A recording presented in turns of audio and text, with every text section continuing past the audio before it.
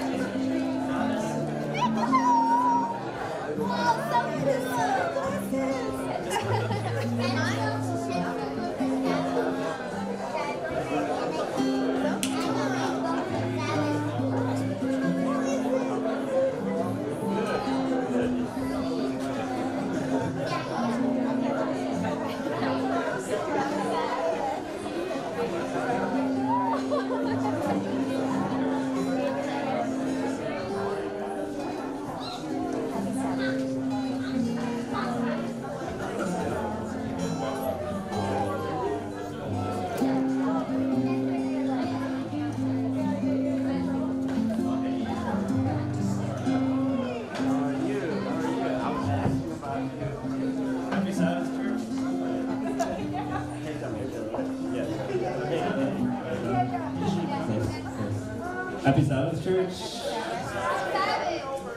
All right, guys. Before we sing, I wanted to give like a little intro of who we are. We are Macarios. We are a Hispanic ministry, and thank you. And then we do music, poetry, and drama. And this is our music group here.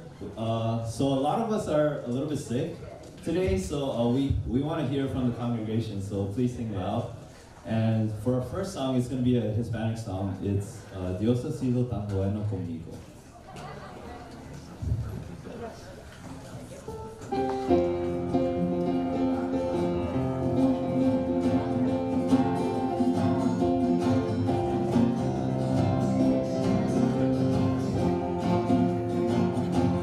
Dios ha sido tan bueno conmigo.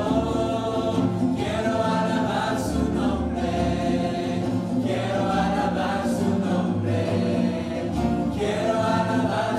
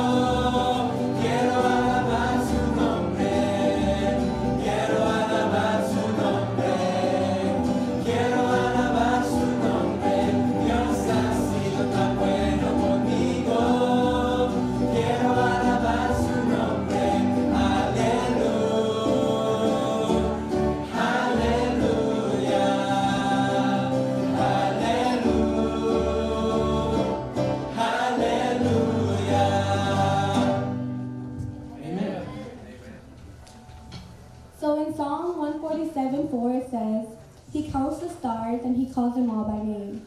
So I wanted to remind you that if God, who counts the stars, He knows you personally, and He wants to have a good relationship with you. So we should, in turn, exalt Him for who He is, because He is greatly to be exalted.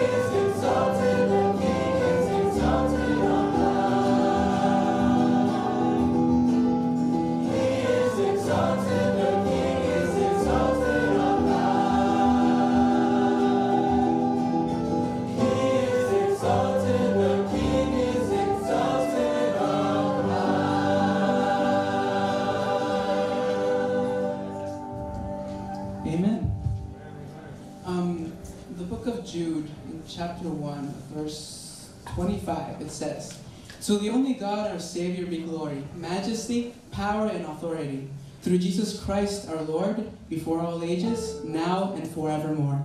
Amen." So I'll invite all of you to sing together, Majesty. Majesty.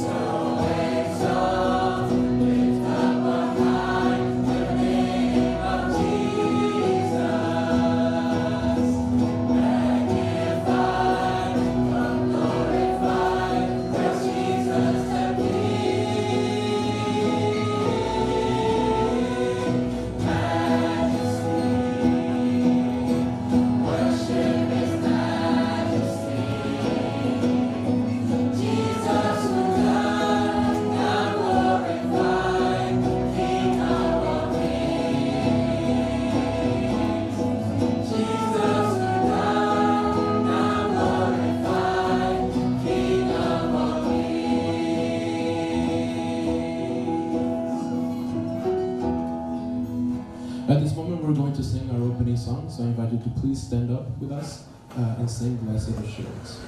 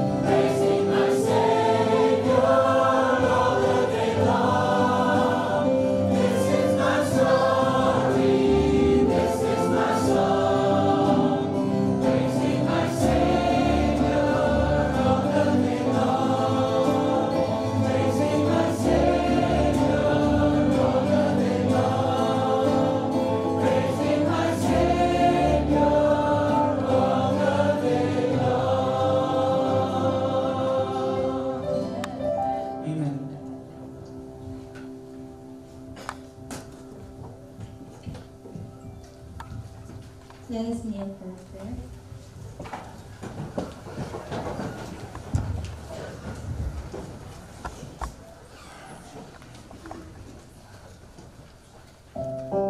Almighty God, the King of heaven and earth, what is man that you are mindful of him? You who made the heaven and the earth and the creator of all the universe.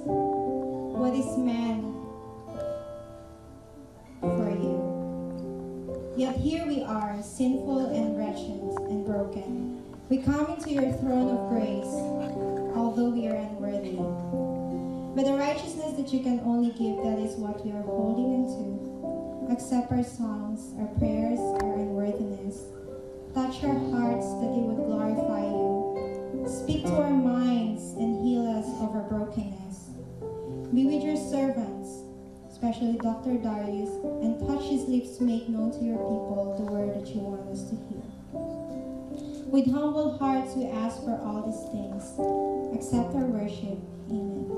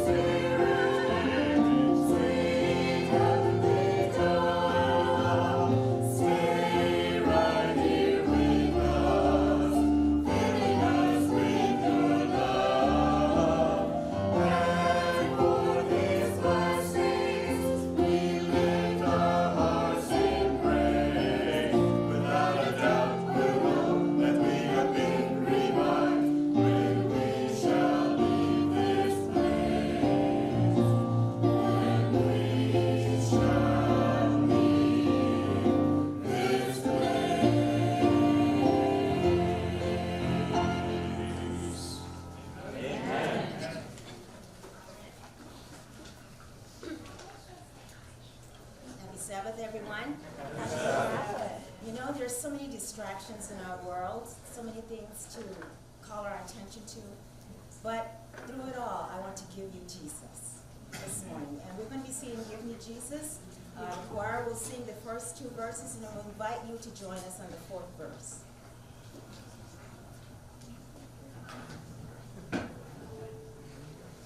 In the morning when I rise, in the morning when I rise, in the morning when I rise, give me Jesus. Give me Jesus. Give me Jesus. You may have all this world. Give me Jesus.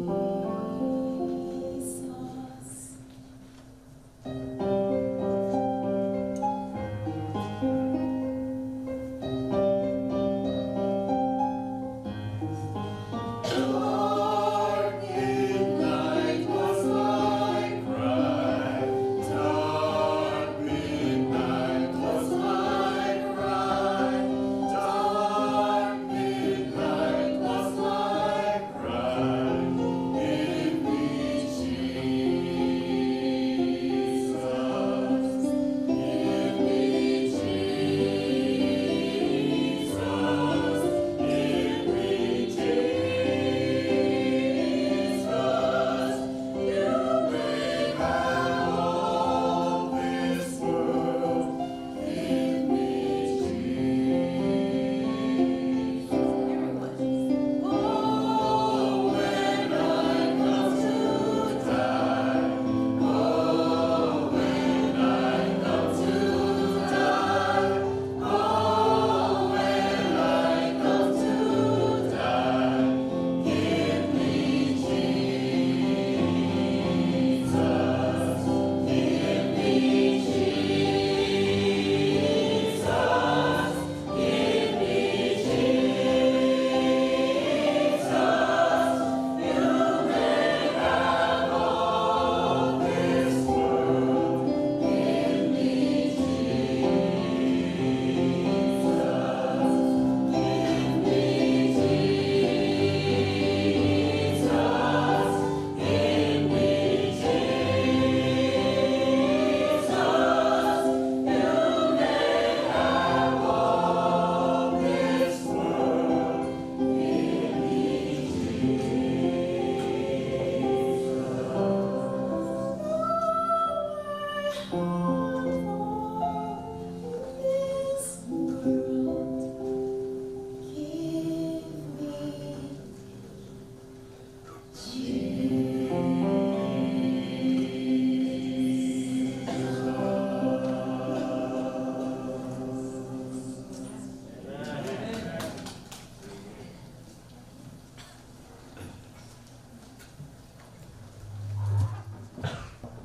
Wonderful, thank you.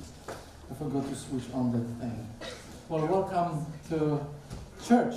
I actually am surprised that there is a church here. I didn't know there was church here. I was invited to come and present here, to teach here for this worship hour by Floyd quite a number of months ago, and I never heard about Living Word Fellowship. So it's a pleasure and privilege for me to be here and spend a few moments with you today. Well, let me tell you something about myself first. I'm a professor of historical theology at the seminary here, and I teach all kinds of subjects, and I have all kinds of students, and I see some of them right here. And some of you have been in my classes, and I was asked to present on one of the topics that is very dear to my heart. So this will be a message today. So, but before we go ahead, I'd like to tell you something about myself. You probably recognize already that I have a bit of an accent. So, apart from those who know, can you recognize where I might be from? Germany. No, not Germany. Poland, that's right. I grew up in Poland, but I grew up in a special kind of Poland, okay? My country was different than many of the countries that you grew up, probably. Some people maybe shared the same kind of experience. I grew up in communist Poland. So you see the colors of communism, right? Like red, yellow, and so on. This was the place I grew up. I could say that I had a quasi kind of normal childhood. I don't remember being particularly oppressed by the government, perhaps thanks to Roman Catholic Church. You know, the Catholic Church is the dominant religion in Poland. And as I grew up as an Adventist, of course. I was born as an Adventist. I'm a third-generation Adventist. I'm a son of a pastor, Adventist pastor. But we're an anomaly in Poland. Poland was a very strange, almost schizophrenic kind of country. On the one hand, they tried to teach us about communist rules and communist beliefs. In schools, we were taught about atheism and evolution and so on. Of course, we had to attend school on Saturday. I never did, but I paid the price for this from the teachers and from other students who had to attend the school on Saturday. But there was also a Catholic Church, and as you know, Poland gave birth to the first non-Italian Pope in 400 plus years, John Paul II, who died in 2005. So Poland was very much Catholic country, and I grew up in kind of caught in between rock and a hard place, we could say. Okay, so on one hand we had communist government, on the other hand we had Catholic Church, and I remember being in school, all the children in school were Catholic. And I was an Adventist. I was the only person who was different, who didn't come to church, to school on Saturday, and there was lots of laughter and lots of ridiculing and so on. But primarily I remember growing up under communism. So, like I said, I did not feel particularly oppressed by communist regime, but I also wasn't entirely free. I remember school visits from KGB officers, the Polish version of KGB. It was called Ministry of Public Safety. They would come and talk to us and spend some time. They would try to indoctrinate us about the issues that related to the running of the country. I remember visits of KGB officer to my father. My father worked for the union, Polish Adventist Union, and he was responsible for young people, for the work of young people around Poland. And about once every 2 months he had a visit from a certain gentleman, and we talked about the gentleman in hushed terms, because it was a special kind of visit. He would talk to my father about his activities, where he's going, what he's doing, who is he talking to, and so on. And my father would always come home after this and would say, I had a visit today. Elections, as a result kind of living in a communist country, you experienced all the rigged elections, of course. Everybody knew who would be elected. There was no democracy, but kind of spilled into the church in the same way too. Our elections in church were also rigged by the government. Okay, so people always, the pastors got together and they voted, but everybody knew what will be the result. So we lived under this kind of regime. Of course, we had to pay taxes. And as long as you did not speak too much, as long as you were quiet, as long as you did not conduct any anti-government activity, as long as you voted for only one party, as long as you not complained too much, there was no stuff in shops and you couldn't buy things. I remember standing in all those long lines trying to buy things like toilet paper, basic necessities that you had to stand in long lines to get. As long as you don't complain too much, you are promised peaceful life. Too much complaining, just one visit or phone call would keep you quiet. In general, we hated communist government. We hated the Russian government who imposed it on us because they held the real authority over us. You could end up in jail very quickly. You know, I once remember we had these things that in Poland that we would try to evangelize. We're allowed to actually sell books, and sometimes we were not. And one time, I remember my birth city of Warsaw, with my friend who was selling Great Controversy. in the little, we had a little table with the books of great controversy, and of course the title in Polish was phrased in such a way that caught people's attention and people were interested. And I remember standing and selling those books, and at one point a police car just showed up. And the policeman came and started inquiring, what are we doing, why are we standing in this place, why are we selling books, and so on. I was explaining to the policeman, my friend was selling the books. While the policeman was talking to us, we sold most of the books. Because people were interested what's happening, okay, what was going on. By that day, for the first time in my life, I ended up in jail for selling those books. So I found out, my friend and I, we were in jail, and we were like Paul and Silas, you know, that was like, we're innocent. So we're singing, we're rejoicing. It was a great time. Finally, one of the church officials talked to the government, paid some money, and we were released. But that was in 1985, 1986. I remember the time when I was really glad to escape Poland. I actually escaped Poland in 1986, and I moved to Australia. I arrived in Australia in 1986, and this is where I learned to speak English. I was almost 22. I couldn't speak any English at the time. And I began my studies at Avondale College, which is a school that prepares you for ministry in Australia. So I was so excited to be outside of this communist regime, outside of communist Poland. But you know what? Australia did not quite live up to my expectations. Every time I went over the speed limit in my 1970 Datsun, they don't exist anymore, but that was my first car, or crossed the double line, somewhere out of nowhere there was a police car. You know, with those red and blue things and so on. I was not allowed what I wanted to do. There were government rules in Australia.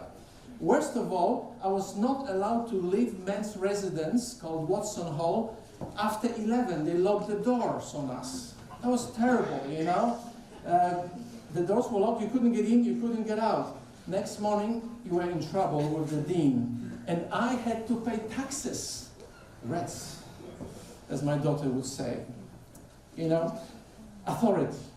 Okay, so I want to talk about authority. When I put this word on the screen for you right now, what comes to mind? Authority. What comes to mind first? Power. Okay, what else?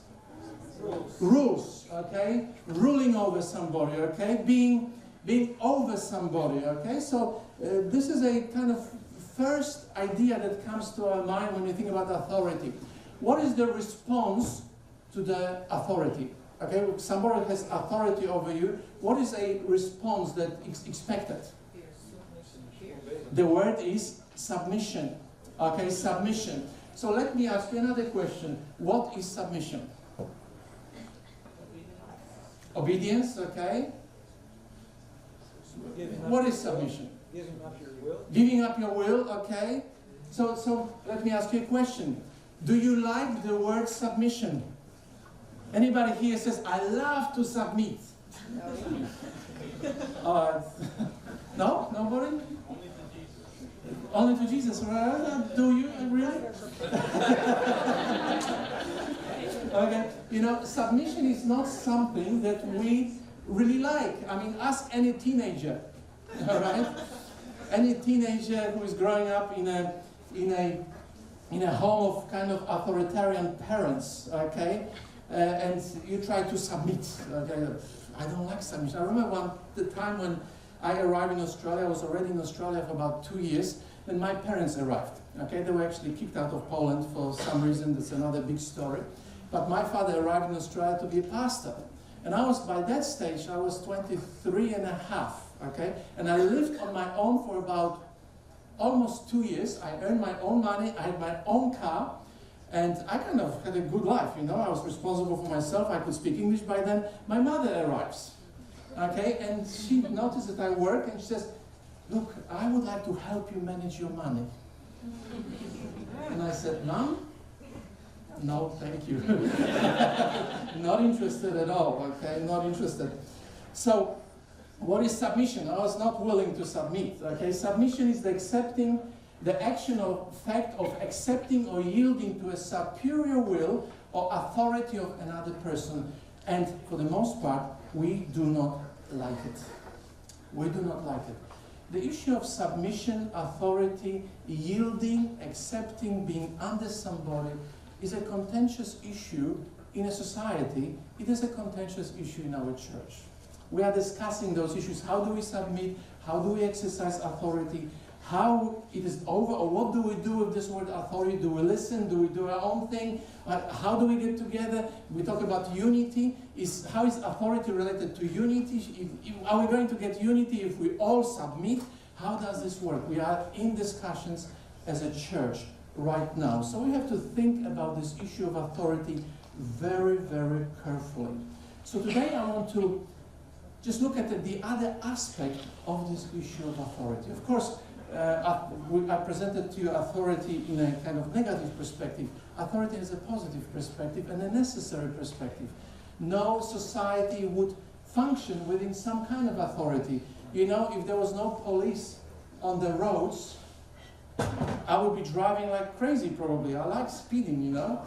When I see police, I know, I'm a sinful man, you know.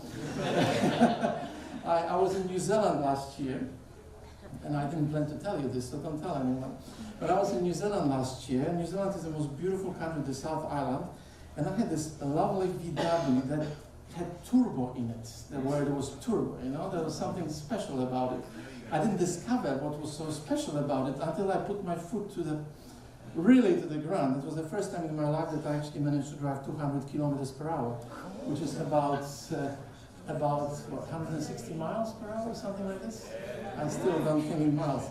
But anyway, I could only do this because I was in a desolate part of the New Zealand. I found out later, if they caught me speeding 20 miles above the speed limit, I would lose my license. So I was lucky. But anyway, okay, I'm glad that there is police on the road, okay? I don't like it when I'm caught, but I'm glad that we have this kind of authority. But when we think about authority, when we think about those issues what is authority, what's the nature of authority, I think the best thing to do is that we go to Jesus. Wouldn't you say that? We go to Jesus to find out what did he have to say to us about this whole issue of authority. So today I would like to take you to a passage, very important passage that probably became the highlight of my life, one of the most important passages of my life. It was so important to Jesus and so important to the followers of Jesus that we found this passage in 3 Gospels. And it is repeated in many various ways in those 3 Gospels, the Synoptic Gospels. So if you have your Bibles, I will read from Mark today, okay? I would like you to open your Bibles, whatever version you have, electronic or paper version. I'll have my paper version, NIV, right here. So I'd like to take you to Mark chapter 10. Like I said, this passage is in other places in the Gospels, but Mark chapter 10 is where we're going to go today. So Mark chapter 10, are you there with me? Mark chapter 10, and I'll begin reading from verse 35. And for those who do not have Bibles, I'll have this passage on the screen. So, I'm reading from verse 35. Then James and John, the sons of Zebedee, came to him, and they said, "Teacher, we want you to do whatever we ask." "What do you want me to do for you?" he asked. They replied, "Let one of us sit at your right and the other at your left in your glory." So let us pause for a moment here. What are they asking for?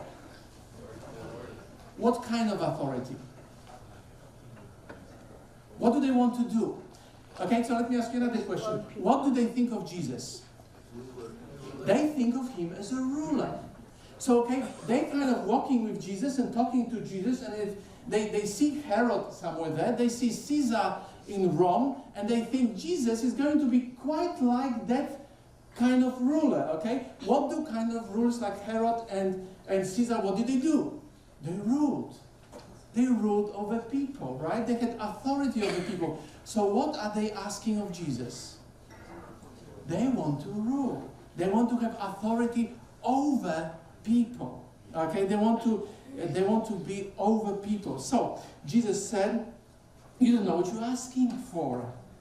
Can you drink the cup I drink or be baptized with the baptism I'm baptized with? People, I mean, are really, really understanding what you are asking?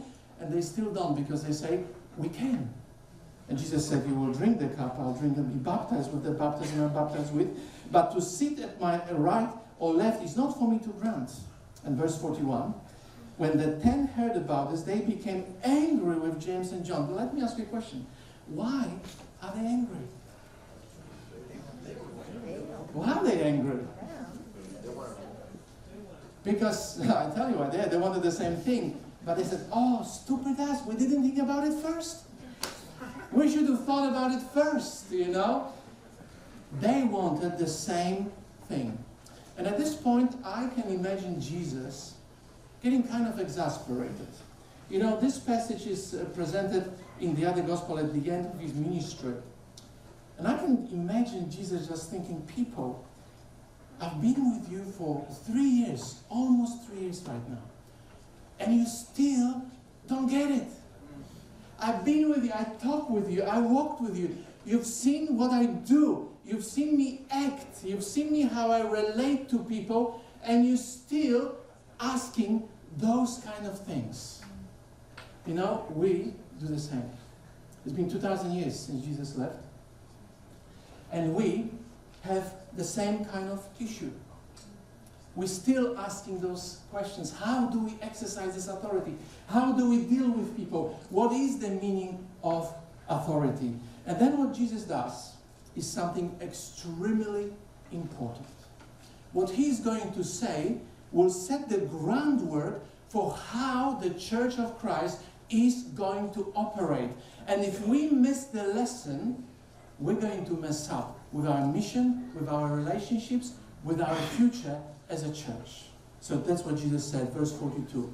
He called them together and said, you know that those who regarded as rulers of the Gentiles lorded over them, and the high officials exercise authority over them. Not so with you. Not so with you. Instead, whoever wants to become great among you, he's speaking to leaders primarily, and then he was speaking to the church. Instead, whoever wants to become great among you must be your servant. And whoever wants to be first must be slave of all. For even the Son of Man did not come to be served, but to serve, and to give his life as ransom for many. So what do we find in this passage? We found two contrasting ideas, two different ideas in which the word authority can be expressed. Okay, so the first one would be the popular view of authority. This is the view of authority that the leaders go up. You think about exercising authority over others. That this is the authority of a government. This is the authority of a policeman over you. This is the authority of a teacher in public school over you, okay? You are the leader of some sort. You're governing authority. And this is the leaders go up. But Jesus presents a completely different view of authority. Authority where leaders go down. This is something completely opposite, something completely different. And this is opposite to domination, to rule, to being over people. And Jesus is using two very special, very important words. In Greek, they are diakonos and doulos. Those words, why is he using those words? You know, those words were really not very good words. When you think about those words within the context of first century, they are repulsive words. You're not interested in those words. Doulos means slave. Diakonos means servant. You know, when Jesus is using those words, those people instantly know what he's talking about. They are those people who I tell them what to do. Okay, there are those people who carry baskets on the streets. There are those people who wash their feet. There are those people who clean up after others. I mean, in Herod Palace, there were lots of diakonos and doulos. The only difference between those two words, New Testament uses those words interchangeably, but the only difference between slave and servant, servants were paid most often, slaves were not. But both were doing the same kind of work. And Jesus is using those very strange, weird words. If you want to be my follower, if you want to follow me, if you want to be fulfill the mission of what I'm beginning, you have to be diakonos and you have to be doulos. So what is Jesus' point? His point is that if we want to be a part of his church, we have to completely rethink the ideas of authority. What is authority? How we are relating to one another. Because if you want to be a Jesus follower, you entering the realm of slaves and servants. So what is Jesus saying? The words diakonos and doulos were very strange words. And this is amazing that Jesus used those two words and applied those words to himself. You know, he refused to describe his mission in terms of being over somebody. Okay, in terms of telling somebody what to do. And he insisted that we must follow in his footsteps. Whatever the metaphor of slave and servant mean, it is not being over somebody. It's not about telling somebody what to do. And later on, diakonia and douleia, slavery and servanthood, became technical terms for leadership in the church, all kinds of ministry. And it is directly traced to Jesus. So we've got this verse once again here, because those words, not so with you. You know, that there are people who are over people, who exercise their authority over others. Not so with you. Not so with you. Can you say it with me? Not so with you. Not so with you. Powerful words. Please, don't go that way. Don't go that way above the words not so with you right here. We are slaves in this church. We are servants. So this is not surprising to me that when these disciples were constantly asking Jesus, have you noticed if you read the Gospels, you will find that they have a one singular preoccupation. When I was a child, I would read through the Gospels and I would wonder, why do they ask the same question? Remember what the question was? Who is the greatest? That question they ask over and over and over again. Who is the greatest? Who is the greatest? And what does Jesus say to them? What is Jesus' answer? He says, the least of you, he is the greatest. If anyone wants to be first, he must be the very last and the servant, diakonos, of all. And you know, in Luke, the same passage that I just read to you from Mark, in Luke it appears at the end of Jesus' ministry. And what happens is very interesting. Jesus invites his disciples, or asks his disciples to organize a meeting in an upper room. And they do. Okay, everything is prepared. Everything is done. And they finally sit in that room. It's just Jesus and them in that room. And disciples get uneasy. They're really not very happy. They forgot about something. Can you guess what they forgot about? There's one object in that room that brings unease to the disciples. What is it? It's a bowl. It was a customary bowl full of water at the door. It was a custom that at some point during the time, a servant would come and wash the feet of the disciples, the feet of the people present at the meal. Okay? And the disciples, they kind of feel uneasy because they forgot that one detail. They forgot to put the servant next to the bowl. And now they kind of like going through what was happening through the Passover service, and they kind of worry because they know Jesus. They know he's a strange fellow, you know. He may ask one of them to wash the feet of others. And at that very moment, a dispute breaks among them. And they're arguing, who is the greatest? Who is the greatest? Why are they arguing this? Because they don't want to fulfill the task of a servant, task of a slave. And what does Jesus do? You know the story. Jesus gives them amazing example. So, but what about the ultimate authority, absolute authority, okay, of Jesus? Doesn't he have absolute authority over us? Doesn't he tell us what to do? Don't we have to obey him completely in order to go to heaven? If you don't obey Jesus, you don't go to heaven. He's like a ruler to us. Lord, we obey you and so on. But what about this authority of Christ? Well, the Bible talks about authority of Jesus. We found this verse about absolute authority of Jesus in Matthew 28 and verse 18. And this is where when Matthew reports on the words of Jesus, all authority in heaven and on earth has been given to me. All authority. This is the authority of the Creator God. This is the authority of the omniscient, omnipresent, knowing God. The God who knows everything. He's everywhere and He's all-powerful. So let me ask you a question. How does this almighty, all-powerful, all-knowing God exercise His authority? How does He exercise His authority? What does He do? What does He do? Okay, this is the question. How does this almighty Jesus exercise His authority? Well, I'll tell you. The answer is in Ephesians chapter 5 and verse 1 to 2. So just follow what is said here. Follow God's example, therefore, as dearly loved children, and walk in the way of love, just as Christ loved us and gave Himself up for us as a fragrant offering and a sacrifice to God.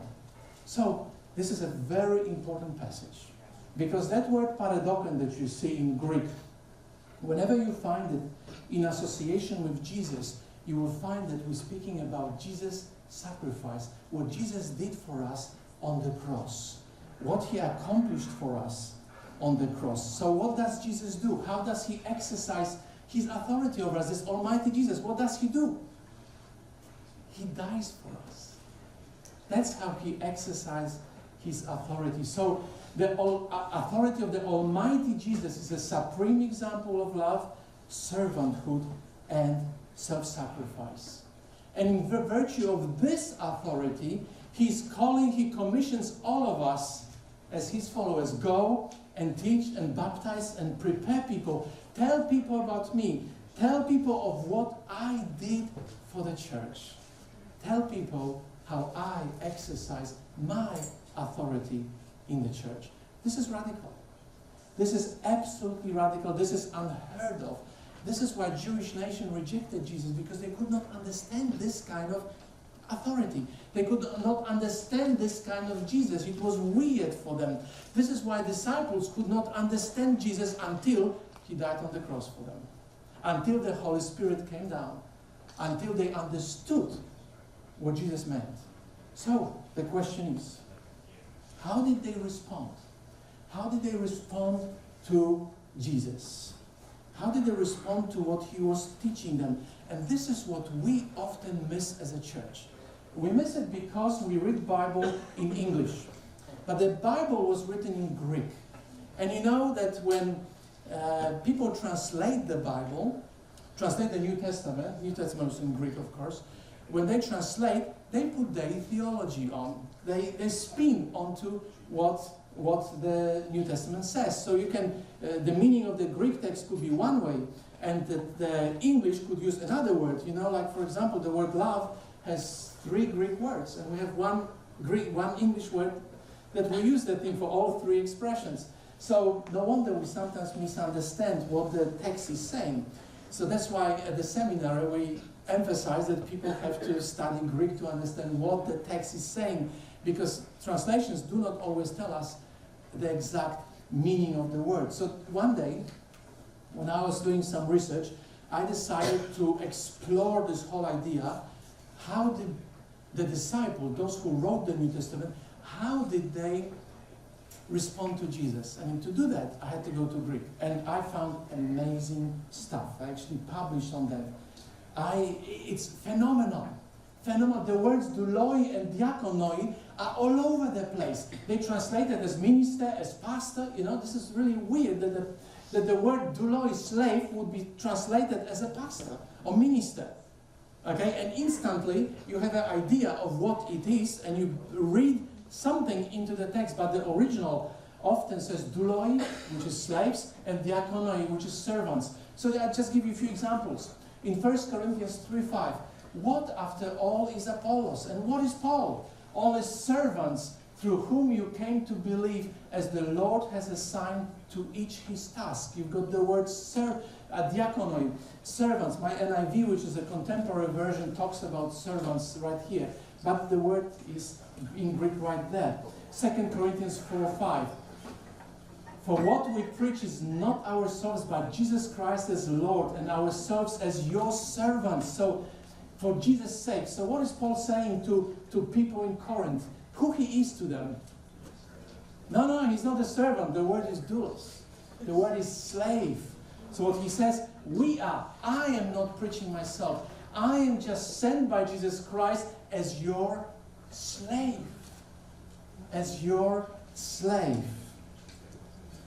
In 1 Corinthians 15, then he appeared to James, then to the apostles, and the last of all he appeared to me also as to one abnormally born, for I am the least of the apostles. I am the servant of the servants, and do not even deserve to be called an apostle, because I persecuted the church of God. In 1 Timothy 1:5, he called himself a chief of sinners.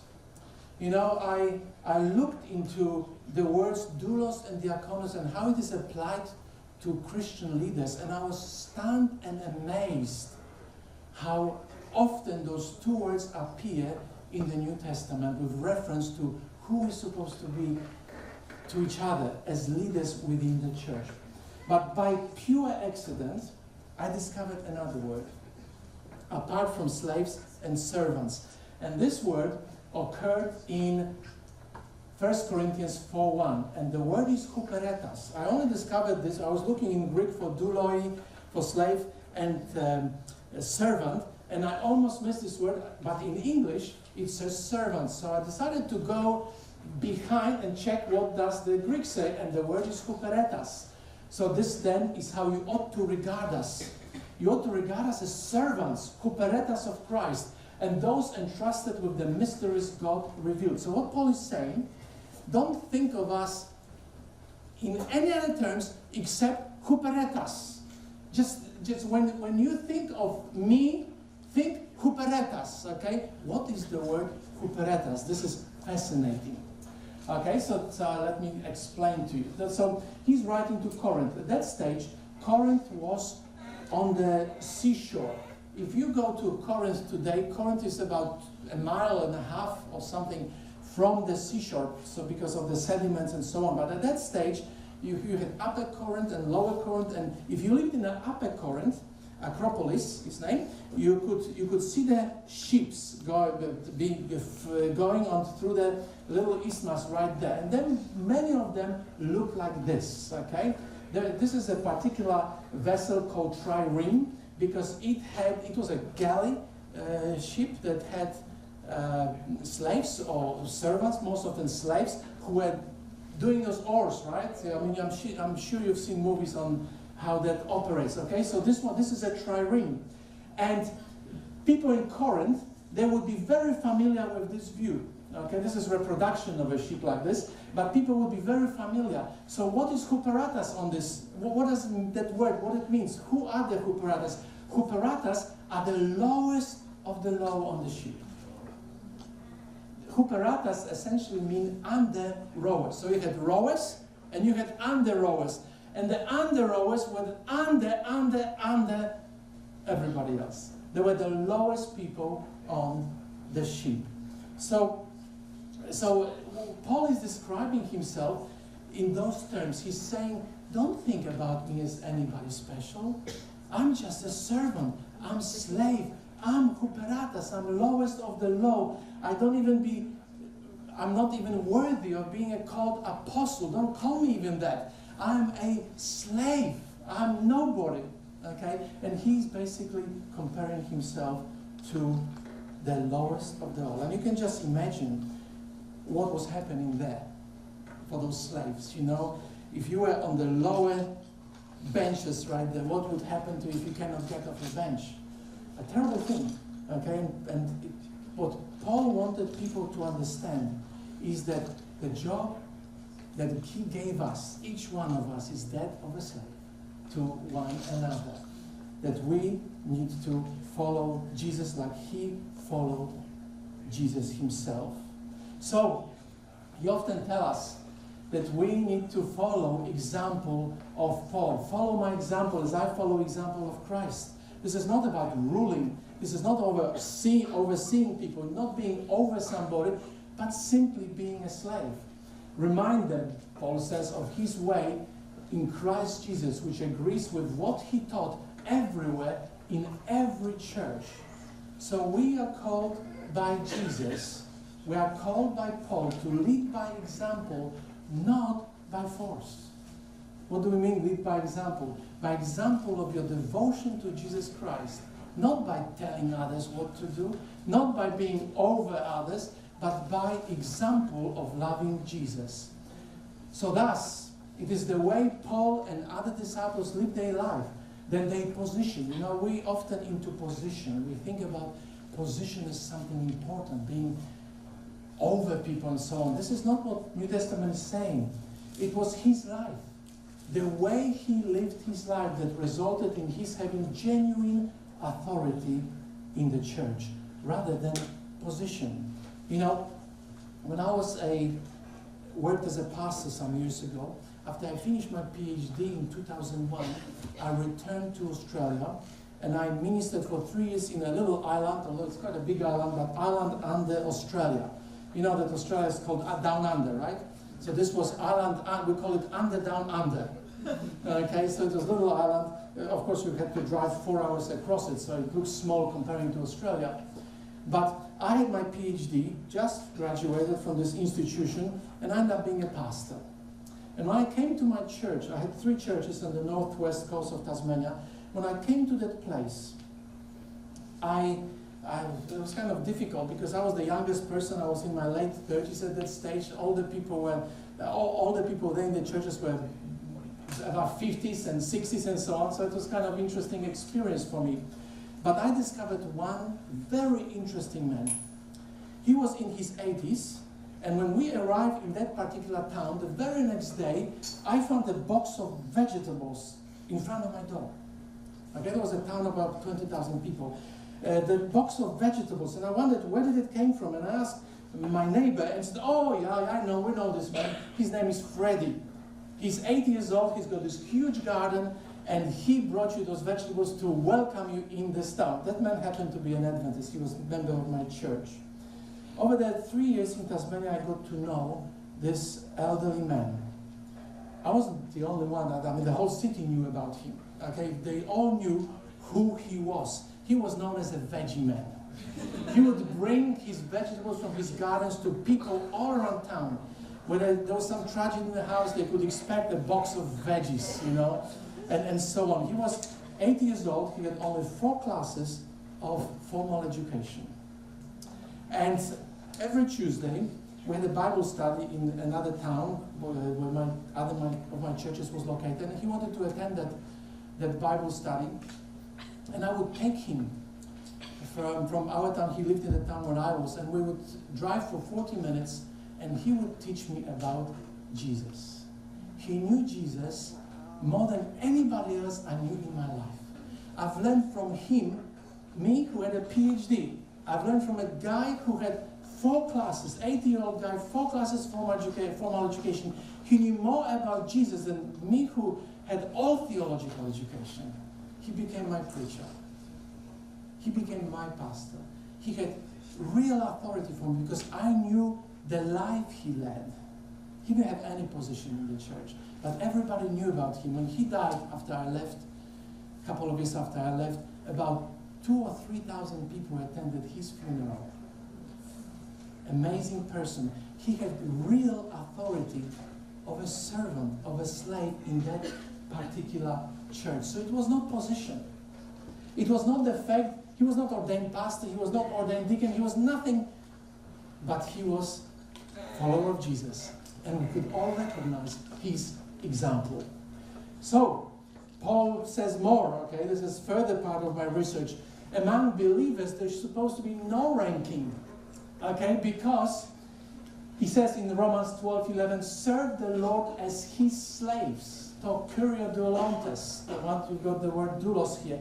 Serve the Lord as his slaves. And here in Galatians 5:13, he says that we are called, if you're a Christian, we are called to serve one another as slaves through love. Serve one another as slaves through love. That doesn't mean that we should allow other people to treat us as slaves. This is kind of like very scary for some people. So if I'm a leader in the church, people will tell me what to do and treat me as a slave. No. We're not talking about treating others as slaves. It's considering ourselves as slaves of others. That's the difference. So here Paul tells us to serve one another as slaves. Did you ever think about this? That you are the slave of your friends? Kind of scary, right? You are the servant of your slave. Yes, sir. Okay. We are servants of one another. That's what Jesus is calling us to do. So leaders in the church. So what about leadership in the church? Okay, look what Peter is saying, because Peter is talking about this also. In 1 Peter chapter 5, verse 2 to 5, he says this: be shepherds of God. He's speaking to leaders in the church. To leaders in the church. Be shepherds of God's flock that is under your care, not lording over. Just wait a minute. Did you hear this word before? Did we see this word before somewhere? Not lording over. Where did we find it? We read the beginning passage. Okay, remember? Jesus says, Gentiles lorded over. Peter is using the same word, katakuriantes, not lording over those entrusted to you, but being examples to the flock. So if we are leaders in the church, and there's plenty of leaders here, we're all leaders, true Christian leadership is not about having authority over. True Christian leadership is not about last word. True Christian leadership is not about ruling over. True Christian leadership is not about being an ordained pastor. True Christian leadership is about having the attitude of Paul, Peter, attitude of other leaders in the New Testament who led by example in their devotion to their Lord and to each other. This is genuine Christianity. This is the bedrock of genuine Christianity and genuine leadership. This is the front of PMC Church. I'm sure many of you have been in PMC. Several years ago, they're renovating PMC again, but about 6 or 7 years ago, they decided to renovate the rostrum of the PMC, at the front of PMC. You see here on the right the pulpit where Pastor Dwight is most often preaching. And what they did this time was a little bit different. They rearranged the wood on the floor in a special way that you can see a cross. The darker part of the wood is the cross. And the unintended result is that we basically walk all over the cross when we walk on the rostrum, you know. The purpose for this whole thing was that when the pastor is preaching, notice where the pulpit is located. There are the words there from that are preach Christ and Him crucified. Okay, so every time the pastor stands in front of the pulpit, the cross is behind him, and he preaches Christ and Him crucified. But like I said, the unintended consequence is that we walk all over the cross. People walk all over it. People just stomp on it. They don't even think about that there's a cross on the ground. And one day, let's throw we've got some fireworks here. Okay, that's right. We're almost there. We're almost there. Okay. What happens is, as you know, have you ever attended a graduation ceremony at PMC? Okay, so you notice that we professors go down and sit on those chairs. They're arranged a little bit differently. Okay, you see them, you see the professors and so on. And one day I was sitting in one of those chairs. They were arranged a little bit differently, and I looked down and I realized that my feet are somewhere where Jesus' head would be if He was on the cross. At that very moment, I felt like like something came over me. I lifted my feet. It was almost like, what am I doing? And then I realized this is precisely why Jesus came to this world. So that we can walk all over him. So that he allowed us to put him on the cross.